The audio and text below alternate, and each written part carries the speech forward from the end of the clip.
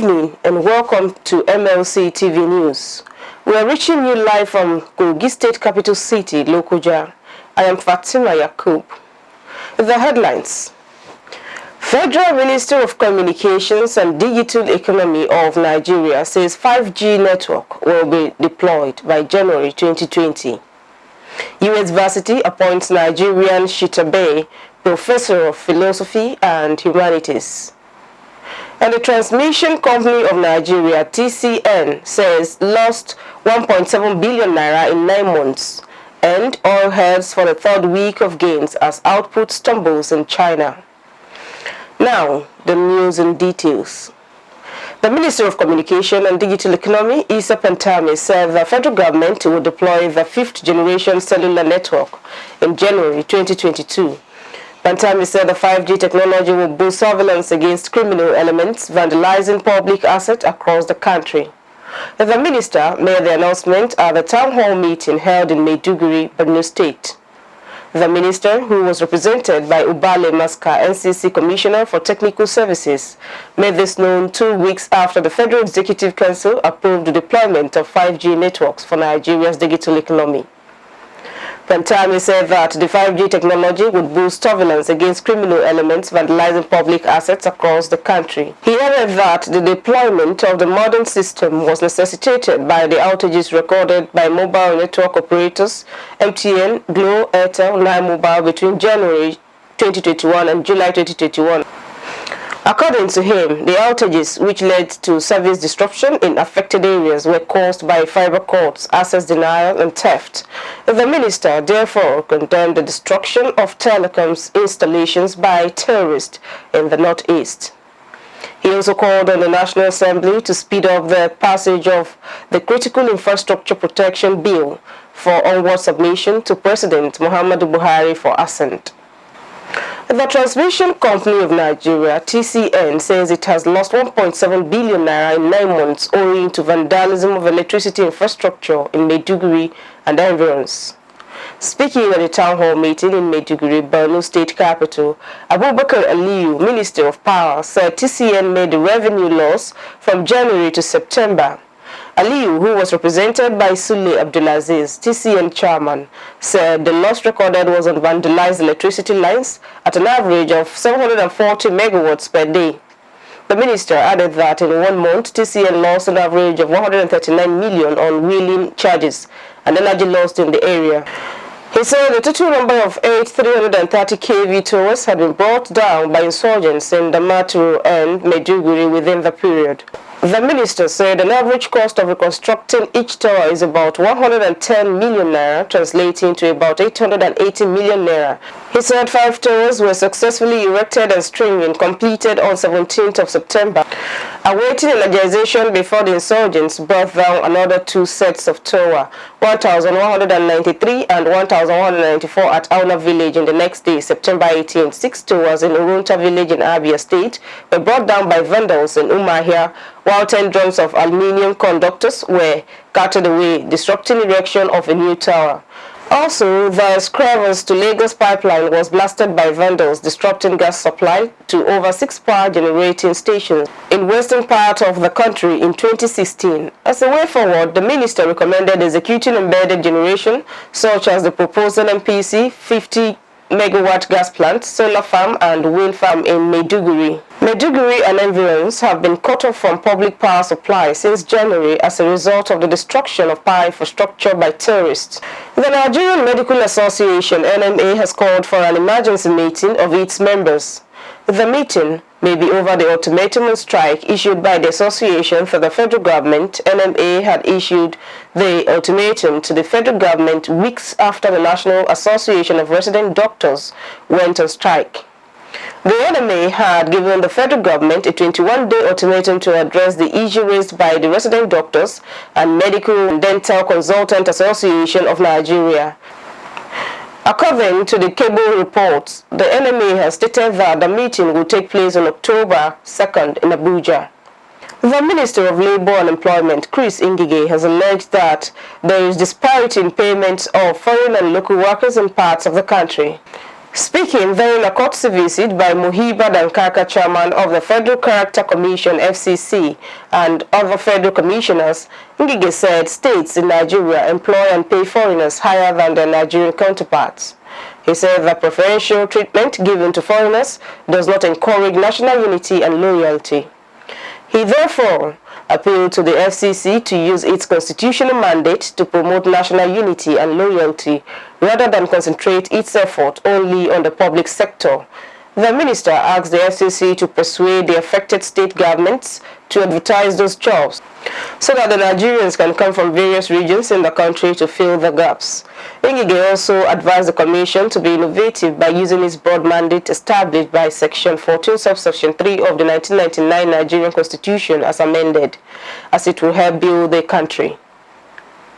The Governing Council of Kogi State Polytechnic, Lokoja, has approved the promotion of 5 principal lecturers to the rank of chief lecturers, just as it approved the motion of 1 from chief lecturer to principal lecturer over gross misconduct. This was part of the far-reaching decisions made at the 64th regular meeting of the Governing Council, led by the chairman, Professor Isa Yakubu, held on Tuesday, 21st of September 2021 at the Polytechnics Council Chamber. Having considered the recommendations from the Appointments, Promotion and Disciplinary Committee, Council approved the promotion of Olorunmi Adebola, Emmanuel and Ahmed Onimisi Matthew, both of the Department of Sciences, School of Preliminary Studies, Omolege Leah Tinuola, Department of Arts, Social Sciences, School of Preliminary Studies, Zubair Ajoze Abdurrahim, Computer Science Department, and Audu Ozohu Omolola Mohammed, Department of Library and Information Science, to the rank of Chief Lecturer. Council also approved the recommendation that John Edoka, a chief lecturer in the Department of Public Administration, be demoted to the rank of principal lecturer to serve as deterrent to others for his involvement in acts of gross misconduct, bordering on dishonesty, student victimization, and disobedience to the lawful order. In the same vein, the appointment of Mr. Dominic Idako, a lecturer 2 from the Department of Science and Laboratory Technology (SLT), was terminated for abscondment from duty since 2018 after he was granted study leave with pay. Council further resolved that Ogunti Yeluashe, a computer technician in the Information Technology and Resource Center, be made to pay for the 6 missing laptops under his care. According to the Council, Olufemi Anthony Ajibodu of the Department of Science Laboratory Technology be made to refund over 2 million naira he collected as part of TED Fund scholarship grant for upkeep at the University of Central Lancashire, United Kingdom in 2012, which he did not attend. Earlier in the day, the Governing Council made history with oversight visit to the Itape campus of the Polytechnic, which is the first of its kind in the history of the institution. Led by the chairman, Professor Isa Yakubu, Council inspected facilities at the 3 schools of engineering, agricultural technology, and preliminary studies on the campus, and expressed satisfaction with the level of development there. Professor Yakubu, who stressed the need for vocational and technical studies to be given more priorities due to its relevance to societal needs. He commended Director Dr. Salisu Obo Usman for his commitment to growth of the campus. Bayero University Kano has extended the resumption date for 2021 and 2022 new academic session to November 1st, 2021. Solace Base reports that the University Senate, at its 392nd meeting held on Wednesday, approved the new resumption date.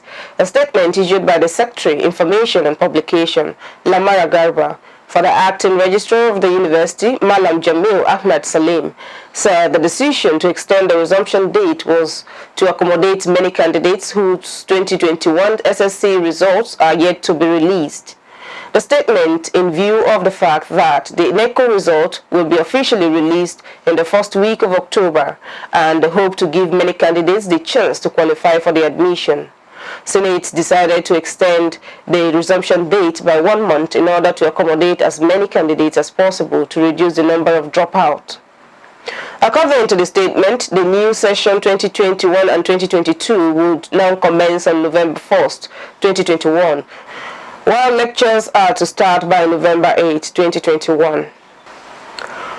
Oyo State government has reassured the people of her preparedness to prevent the outbreak of cholera in all the nooks and crannies of the state. Speaking at the press conference held at the Ministry of Information, Culture and Tourism, the Permanent Secretary, Ministry of Health, Mufutau Ayola, implored the people to properly dispose their feces and refuse and also improve on their personal hygiene henceforth. He equally maintained that disease surveillance and notification officers in all the 33 local government areas of the state have been put on alert to institute preventive measures and sensitization of health professionals with a view to promptly responding to outbreak of cholera in our areas. He advised that regular hand washing after visiting the toilet, bathroom, and attending to anyone stopping should be adhered to. The Nigeria's Attorney General Federation, Abubakar Malami, said President Muhammadu Buhari's administration is considering suing the governments of Rivers and Lagos at the Supreme Court to end the VAT war once and for all. But one thing of interest is the fact that the federal government had indeed taken cognizance of the fact that where there exists a dispute between a state and federal government, it is the Supreme Court that should naturally have the jurisdiction to determine the dispute between the state and the federation. Malami said they are taking steps to consider the possibility of instituting an action before the Supreme Court for the purpose of having this matter determined once and for all. The Justice Minister stated this in New York while speaking on the disagreement over VAT collection between FIRS, Rivers and Lagos. Malami explained that the ruling of the Court of Appeal that FIRS and the Rivers government maintain status quo favored FIRS. He admitted that this is pending the determination of the cases instituted by states, particularly the Rivers and Lagos governments. The Rivers government had asked the Supreme Court to set aside the Court of Appeal's September 10 ruling, ordering it and FIRS to maintain the status quo on VAT collection. A three-member panel of the Court of Appeal, headed by Haruna Samani, issued the order now challenged at the Apex Court. The state also asked the Apex Court to disband the Appellate Court panel, which gave the interim order replacing it with another one to hear the case. A former deputy governor of the Central Bank of Nigeria, Kingsley Moghalu, says the value of the naira will fall from 570 per dollar to 400 naira per dollar at the parallel market if there is a massive rush of dollars into Nigerian markets through export earnings. Moghalu made this known in a Punch live interview. He said the reason we have the price we have is that the official rate is perceived by the market not to be real rate.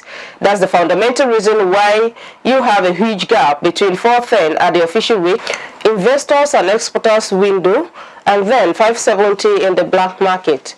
That is unbelievable. Moghalu, who was deputy governor at the Apex Bank between 2009 and 2014, also explained how the Apex Bank stabilized the naira against the dollar for 5 years during his time at the bank, noting that the CBN must work on gaining the confidence of investors. Moghalu had deputized Sanusi Lamido Sanusi, who was CBN governor from June 2009 to February 2014.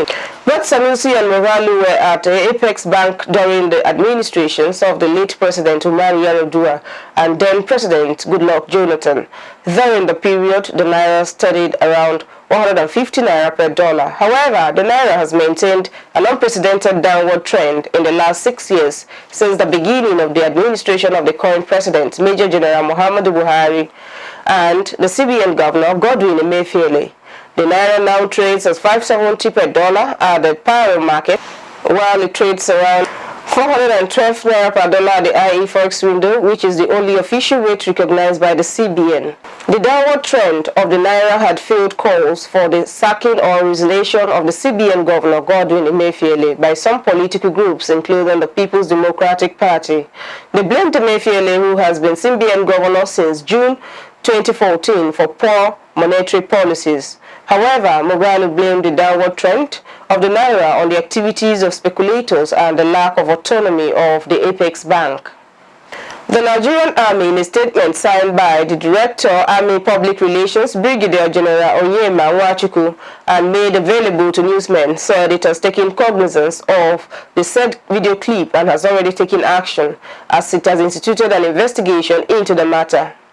The statement reads, the Nigerian Army NA has taken cognizance of a video clip currently making the rounds on the social media where a female officer was seen dehumanizing a member of the National Youth Corps member NYSC in Calabar, Cross River State. This act is not only condemnable but unprofessional and against established aspects of discipline in the Nigerian Army. The NA has remained undoubtedly the pride of the nation, a symbol of national unity that has consistently been in the vanguard of respect for the fundamental human rights of the citizenry. It is against this premise that the NA condemns the unimaginable level of infraction by personnel in its rank. The NA therefore condemns in strong terms this act of gross misconduct. Undoubtedly, the officer's action has caused the NA monumental embarrassment and is highly regrettable. This unfortunate act of indiscipline does not in any way represent the NA and will not be condoned in its entirety.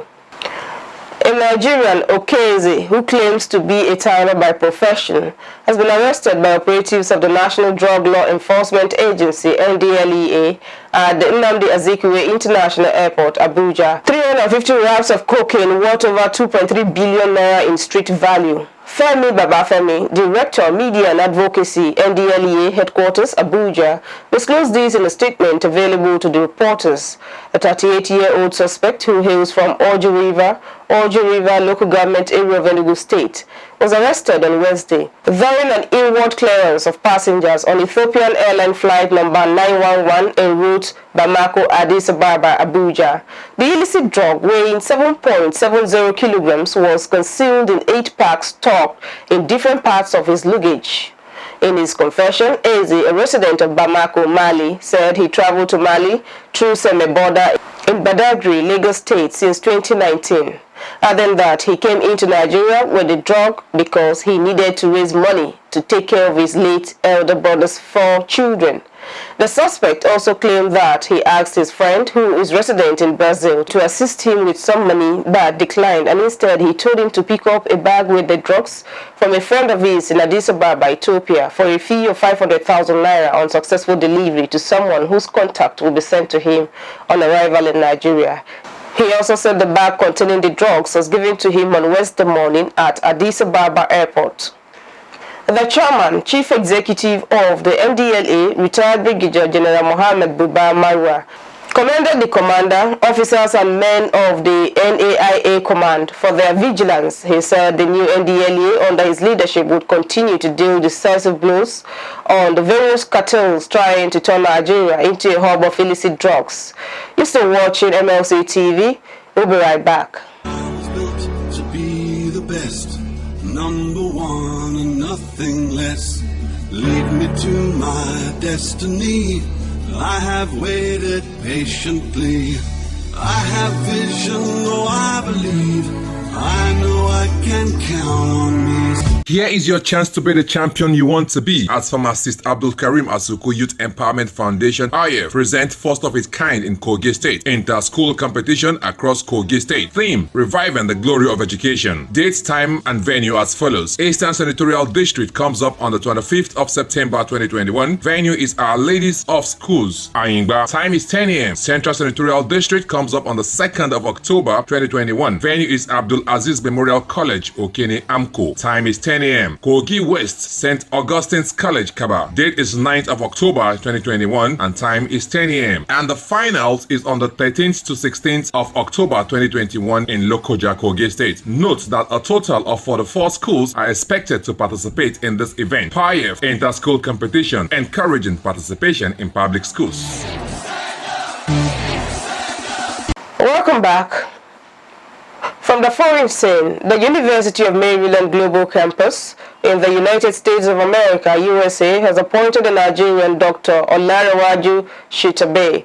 Dr. Olarewaju SHITTA-BAY, Professor of Philosophy and Humanities.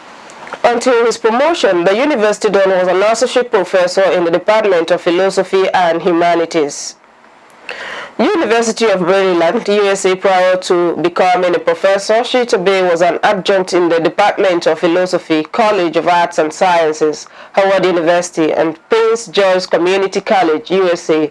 Faculty and Researcher, Department of Philosophy, Faculty of Arts, Lagos State University. Summit News gathered that a 2004 philosophy graduate of the Lagos State University, Ojo SHITTA-BAY, later bagged a master's degree in philosophy from the University of Lagos and subsequently kept it with a PhD in philosophy from the University of Ibadan in 2014. In 2016, he was on postdoctoral research fellowship program in the Department of Philosophy, Faculty of Arts and Sciences, Uludağ University, Bursa, Turkey. SHITTA-BAY has over 16 publications to his credit in reputable local and international journals and has attended well over 14 conferences in Nigeria, Ghana, and USA. He is a member of American Philosophical Association, Nigeria Philosophical Association, International Socio-Ontology Society Association for Political Theory, Society for German Idealism and Romanticism, and Association for the Study of Middle East and Africa. Commenting on his latest promotion, SHITTA-BAY said his elevation is the result of years of hard work, commitment to academic values, and dedication to duty. He advised his colleagues in Nigeria to remain steadfast and committed to academic values and personal development in terms of continuous research and publications. SHITTA-BAY said is aware of the hardship prevalent in Nigeria, but it is not an excuse not to be dedicated to self-development. Everything the government should do to improve standards in Nigeria's university is known to the government. What is left is the goodwill to do the needful moving forward. Oil prices started on Friday near 2 months high of $77.5 per barrel and were headed for a third straight week of gains, supported by global output disruptions and inventory draws. The rally was slightly dampened by China's first public sale of state crude reserves, and in our business news, Brent crude was up 222 cents at $77.47 a barrel by 0743 GMT, their highest since July 6th and close to their highest since October 2018, or 0.1% at $73.37 per barrel, having closed 1.5% in the previous session, the highest since the start of August. Oil prices have been supported in recent weeks by major disruptions in U.S. following Hurricane Ida and other storms disruption which could last for months in some cases that have led to sharp draws in U.S. and global inventories. Analysts and traders said the U.S. oil refiners on the hunt for replacement for the Gulf crude have turned the Iraqi and Canadian oil. Some members of the Organization of the Petroleum Exporting Countries, OPEC, and allies known as OPEC Plus, have also struggled to raise output, following underinvestment or delays to maintenance work during the pandemic that began last year. And now sports. This weekend, there will be various matches across the globe. The week of 6, the Premier League will witness 2 big games on Saturday between champions of England and Europe, while on Monday, a London derby between the Gunners and Spurs in Emirates. Saturday 25th September, Chelsea vs Manchester City, Man United vs Aston Villa. Sunday 26th September, Leicester City vs Burnley, Everton vs Norwich City, Leeds United vs West Ham, Watford vs Newcastle, Brentford vs Liverpool. Monday 27th September, Southampton vs Wolves, Arsenal vs Tottenham. Tuesday 28th September, Crystal Palace vs Brighton. Other league matches in La Liga, Bundesliga, Serie A, and League One. Over to Matthias Ayodeji Peters on Entertainment News. Stay with us.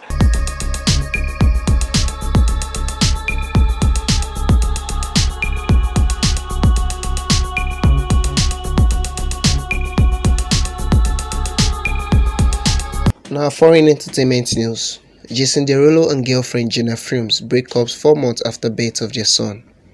American singer Jason Derulo and his girlfriend Jenna Films have ended their relationship 4 months after giving birth to their son.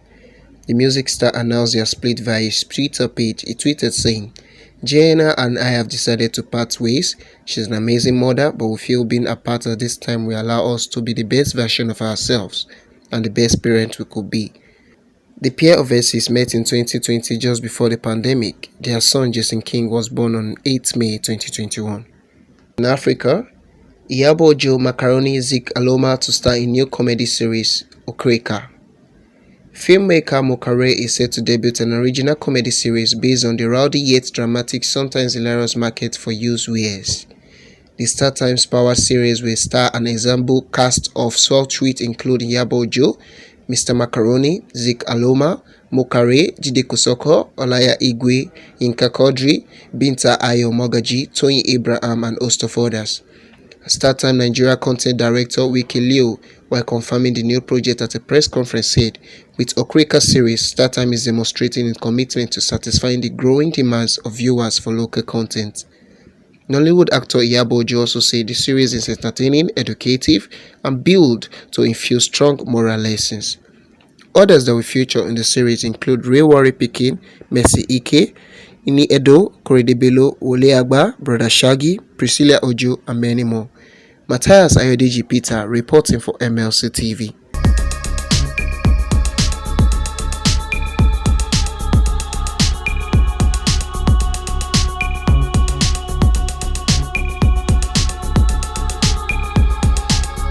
This is the news hour on MLC TV. Thanks for staying with us. For sponsorship and advert placement, call the numbers displayed on the screen. Please do like and subscribe to our social media handles. Our Facebook page is MLC TV, Instagram MLC TV 2021, and YouTube channel Mlc Tv. I am Fatima Yakub.